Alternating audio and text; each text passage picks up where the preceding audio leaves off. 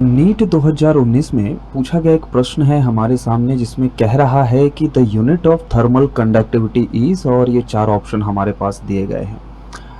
अब मान लीजिए कि हमारे पास एक स्लैब है और इस स्लैब का जो दो फेस है, मान लिया ये वाला फेस, इसका जो टेम्परेचर है ये टेम्परेचर T1 पे मेंटेन किया हुआ है, और उसके अपोजिट साइड का जो फेस है वो मान लिया कि टेम्परेचर T2 पर मेंटेन किया हुआ है।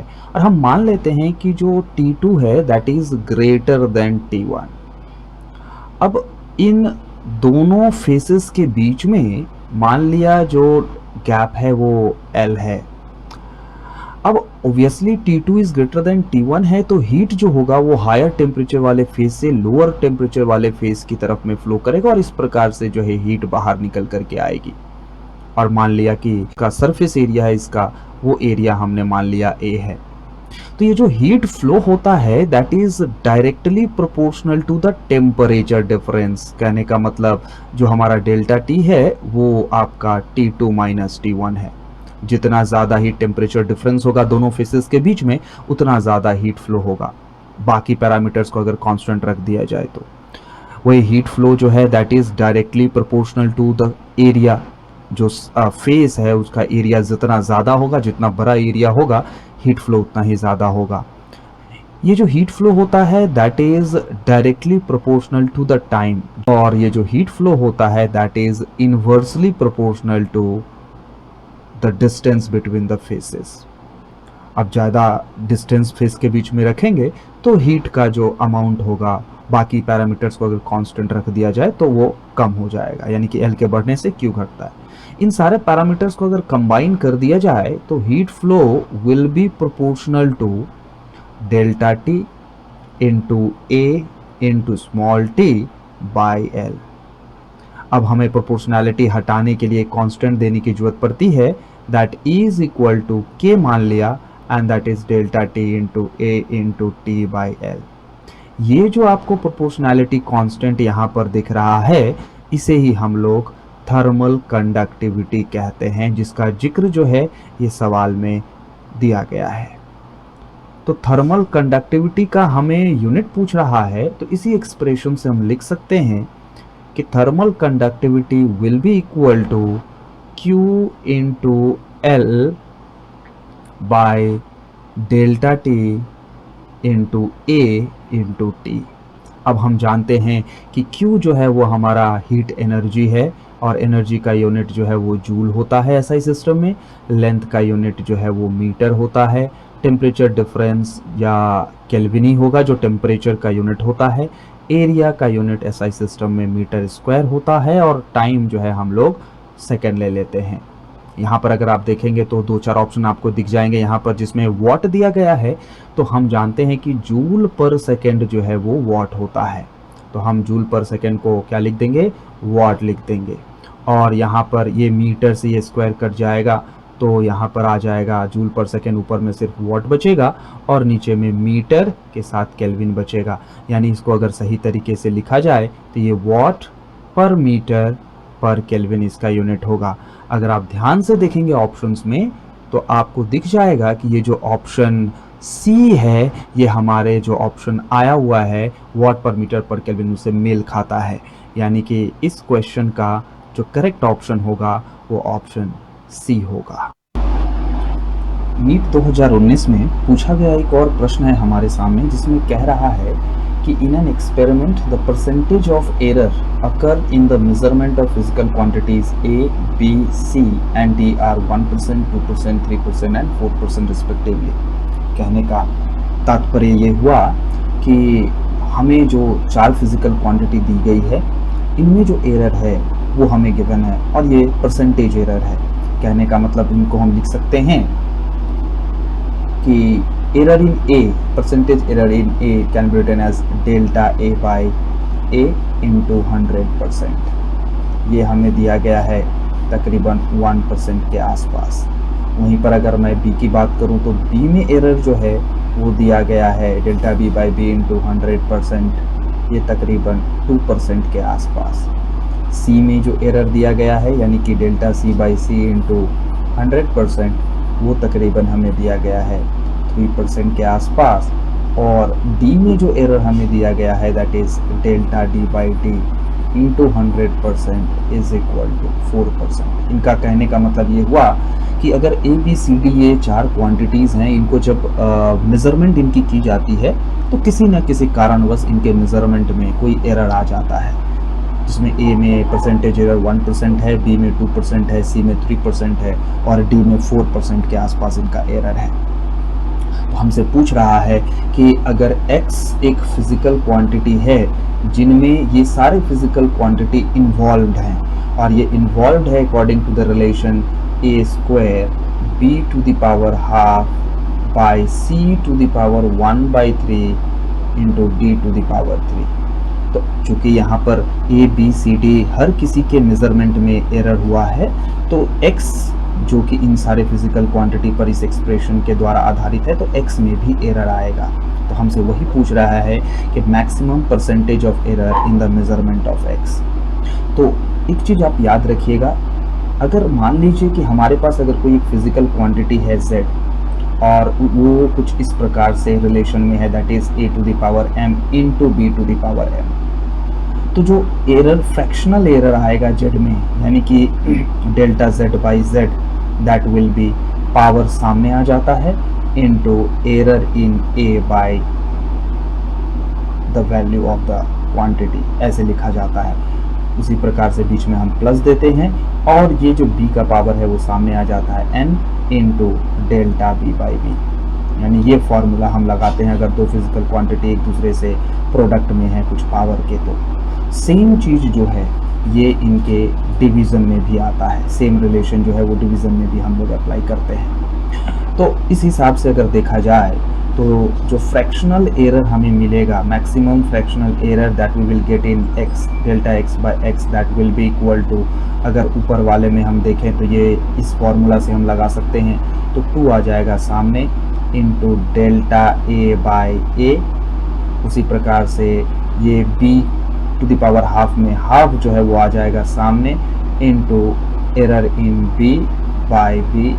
उसी प्रकार से नीचे के तरफ में तो मैंने कहा कि अगर मान लीजिए कोई एक फिजिकल क्वांटिटी है a to the power m by b to the power m, इस प्रकार से एक्सप्रेस किया जाता है, तो जो फ्रैक्शनल एरर इन z होगा that will be equal to same जो हमने प्रोडक्ट के लिए होता है वही फॉर्मूला होता है, that is m into delta a by a plus यहाँ पर अगर मान लीजिए n है n into delta b by b। Same formula जो है लगाया जाता है।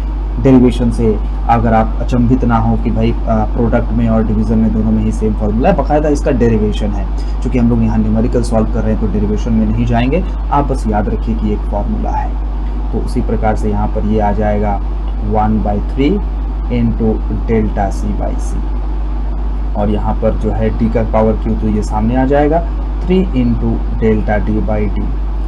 अब इनका अगर वैल्यू बिठा दिया जाए, अभी वैल्यू नहीं बिठा सकते क्योंकि साथ में 100% है, तो अगर मेरे को इंटू 100% से मल्टीप्लाई करना पड़ेगा इंटू 100%, तो ये सारे क्वांटिटीज़ है 2 into delta a by a into 100%। उसी प्रकार से plus 1/2 into delta b by b into 100%।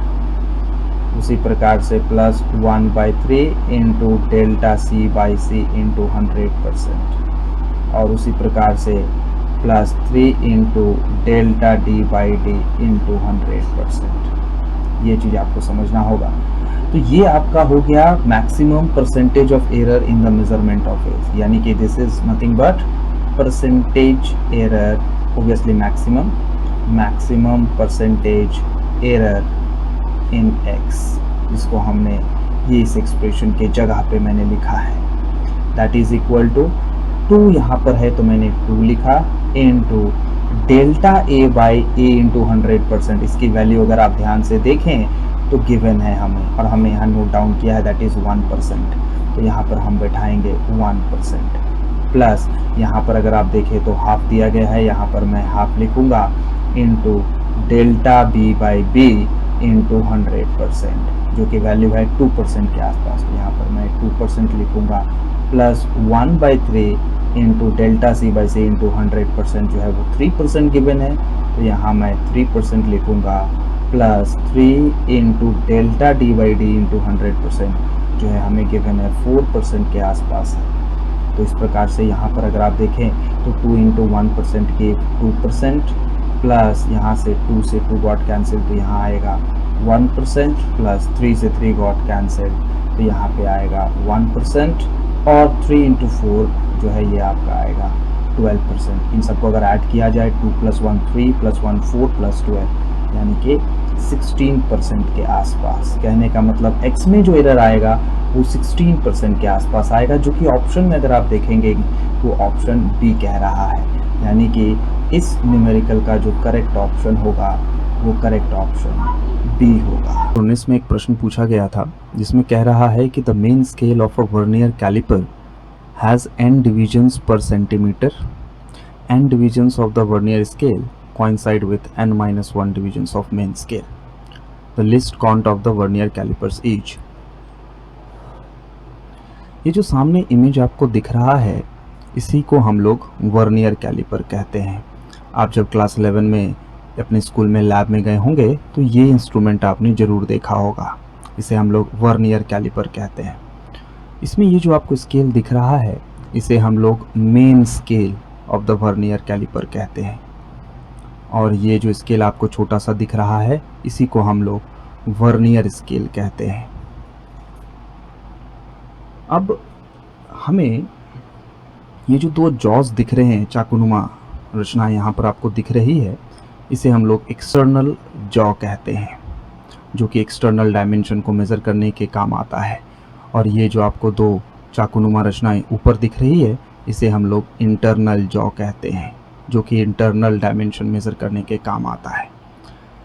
Generally जो लैब में होता है वर्नियर कैलिपर, उसमें आप देखेंगे कि जब इस वर्नियर स्केल के जीरो को मेन स्केल के जीरो के साथ कोइंसाइड कराया जाता है तो मेन स्केल का जो 9 डिवीजन्स हैं, 9 डिवीजन्स तक, ये इसके 10 डिवीजन्स के साथ में मैच कर जाता है।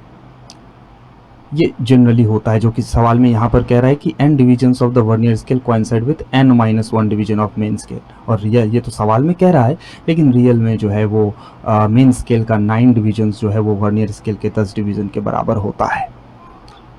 ये जो एक डिवीज़न का डिफरेंस होता है यही वर्नियर कैलिपर को वर्नियर कैलिपर बनाता है, यानी कि यही इसकी वर्किंग प्रिंसिपल होती है, जो एक डिवीज़न का फ़र्क है मेन स्केल में और वर्नियर स्केल में। अब इस वर्नियर स्केल का एक लिस्ट काउंट होता है। लिस्ट काउंट हम लोग जनरली उस वैल्यू को कहते हैं जो छोटा से छोटा लेंथ हमारा वर्नियर कैलिपर मेज़र कर सकता है, लिस्ट काउंट कहते हैं। जनरली लिस्ट काउंट जो होता है इसके दो फार्मूला होते हैं। पहला फार्मूला होता है that is value of 1 main scale division divided by total vernier scale division divided by total number of vernier scale divisions. एक और फार्मूला होता है that is 1 main scale divisions minus 1 vernier scale division. यहाँ पर ये जो numerical हमें दिया गया है वो हम इस फार्मूले से लगाएंगे। इस फार्मूले से ये पर ही आसानी से बन जाएगा। सवाल में जैसा कि कह रहा है, अगर आप ध्यान दें कि n division of vernier scale coincides with n-1 division of main scale.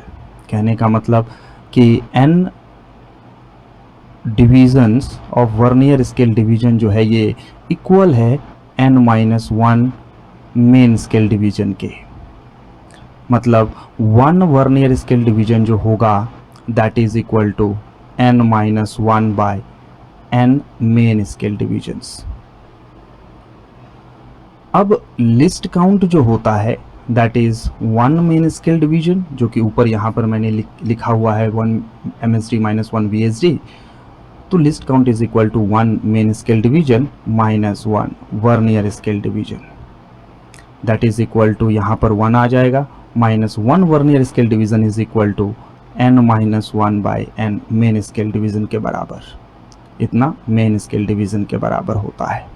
यानी कि इसको अगर सॉल्व किया जाए तो it will come n-n + 1 by n main scale division.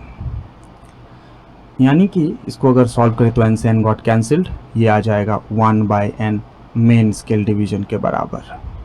तो अब हमें चूँकि यहाँ पर सेंटीमीटर में दे रहा है तो हमें ये पता करना पड़ेगा कि 1/n मेन स्केल डिवीजन जो है वो कितना सेंटीमीटर होता है। तो अगर आप सवाल में देखेंगे तो कह रहा है कि मेन स्केल में n डिवीजन पर सेंटीमीटर है। कहने का मतलब कि n डिवीजन्स जो हैं वो 1 सेंटीमीटर में मौजूद हैं। तो 1 डिवीजन जो है वो कितने सेंटीमीटर मेन स्केल में मौजूद होगा? 1/n सेंटीमीटर में मौजूद होगा। तो हमें निकालना है कि 1/n मेन स्केल डिवीजन जो है वो कितने सेंटीमीटर में होगा। तो ये 1/n मेन स्केल डिवीजन जो होगा वो 1/n इंटू ये वाला 1/n सेंटीमीटर में होगा, यानी कि 1/n स्क्वायर सेंटीमीटर में होगा। मतलब ये जो लिस्ट काउंट है जो कि 1/n मेन स्केल डिवीजन के बराबर है और ये 1/n main scale division 1/n square centimetre के बराबर है। यानी कि अगर ऑप्शन में अगर आप ध्यान से समझें तो लिस्ट काउंट जो है वो दिया गया है option C, that is 1/n square centimetre. यानी यहाँ जो हमारा करेक्ट ऑप्शन होगा वो ऑप्शन सी। नीट 2018 का एक प्रश्न है जिसमें कह रहा है कि एक student measure the diameter of a small steel ball using a screw gauge of list count 0.01 centimetre. तो न्यूमेरिकल को पढ़ते वक्त जो भी इंफॉर्मेशन हमें मिलेगा हम लिखते जाएंगे। दैट इज़ लिस्ट काउंट हमें पता चला है that is equal to 0.001 centimetre. The main scale reading is 5 millimetre. तो मेन स्केल रीडिंग जो हमारे पास दिया गया है दैट इज़ 5 मिलीमीटर। चूँकि सारे ऑप्शन सेंटीमीटर में है तो हम कोशिश करेंगे कि जितने भी मेज़रमेंट यहाँ पर है वो सेंटीमीटर में रहें। तो ये हो जाएगा 5/10 यानी कि 0.5 सेंटीमीटर। आगे कह रहा है कि the zero of a circular scale division coincides with 25 divisions above the reference level. यही हमारा सर्कुलर स्केल रीडिंग है। तो ये हमारा सर्कुलर स्केल रीडिंग जो है कह रहा है कि 25 डिविजन्स जो हैं वो एबव द रेफरेंस लेवल जो है वो मैच कर रहा है मेन स्केल के साथ, यानी कि सर्कुलर स्केल रीडिंग जो है वो 25 डिविजन्स हैं। If screw gauge has a zero error, तो जो जीरो एरर हमें दिया गया है वो हमसे कह रहा है कि माइनस ऑफ 0.004 सेंटीमीटर। असल में ये ज़ीरो एरर होता क्या है? देखिए जनरली बहुत बार स्क्रू गेज का यूज़ हो जाने के बाद स्क्रू वगैरह सब जो होते हैं वो ढीले पड़ जाते हैं। तो वियर एंड टीयर की वजह से बार बार जो है स्क्रू गेज का, ये मान लीजिए मेन स्केल है, ये बेस लाइन है और ये आपका जो है ये स्क्रू गेज है। और जो जीरो जो है वो अगर मान लीजिए सर्कुलर स्केल का जो ज़ीरो है वो मेन स्केल के ज़ीरो के साथ में मैच नहीं करता है, तब हम कहते हैं कि वो उसके पास में, उस स्क्रू गेज के पास में ज़ीरो एरर है। अब ये पॉजिटिव ज़ीरो एरर या नेगेटिव ज़ीरो एरर कैसे समझेंगे? तो अगर मेन स्केल से आपको याद रखना है, अगर मेन स्केल जो है वो ये सर्कुलर स्केल का ज़ीरो से ऊपर लाई करता है तो हम कहते हैं कि स्क्रू गेज के पास में पॉजिटिव ज़ीरो एरर है, पॉजिटिव ज़ीरो एरर है। वहीं पर अगर मेन स्केल के ज़ीरो के साथ में अगर सर्कुलर स्केल का जो है ज़ीरो वो जो है वो ऊपर रहता है, यानी कि मेन स्केल का ज़ीरो नीचे रहता है, तो हम कहते हैं कि स्क्रू गेज जो है वो नेगेटिव ज़ीरो एरर वाला है। तो अब जनरली हमें जो डायमीटर आता है, जो हमें पूछ रहा है कि what is the correct diameter of the ball, so the correct diameter of the ball जो होगा that will be equal to main scale reading plus circular scale reading into least count. और हमेशा जो है ज़ीरो एरर को subtract करेंगे। जब minus आप रखेंगे तो हमेशा याद रखिएगा कि जीरो एरर का साइन सही तरीके से बैठाया गया। अगर पॉजिटिव जीरो एरर है तो यहाँ पॉजिटिव लिखेंगे, अगर नेगेटिव जीरो एरर है तो नेगेटिव, और ये फार्मूला होता है। मेन स्केल रीडिंग हमें दिया गया है that is 0.5 centimetre. Circular scale reading हमें दिया गया है that is 25 divisions into least count हमें दिया गया है 0.001 सेंटीमीटर माइनस ऑफ, और यहाँ पर जो जीरो एरर हमें दिया गया माइनस ऑफ 0.004 सेंटीमीटर। इसको अगर सॉल्व किया जाए तो ये आएगा 0.5 प्लस यहाँ पर आ जाएगा 0.025, यहाँ पर माइनस ऑफ माइनस प्लस 0.004, यानी कि इसको अगर लिखा जाए तो ये आ जाएगा 0.5 प्लस 0.025 प्लस 0.04 गिव्स यू 0.029। इन दोनों को अगर ऐड किया जाए तो ये आ जाएगा 0.529 सेंटीमीटर। तो अगर ऑप्शन में अगर आप ध्यान से देखें तो ऑप्शन में ये जो है ऑप्शन डी जो है वो 0.529 सेंटीमीटर है, यानी कि इस न्यूमेरिकल का जो करेक्ट ऑप्शन होगा वो ऑप्शन डी होगा।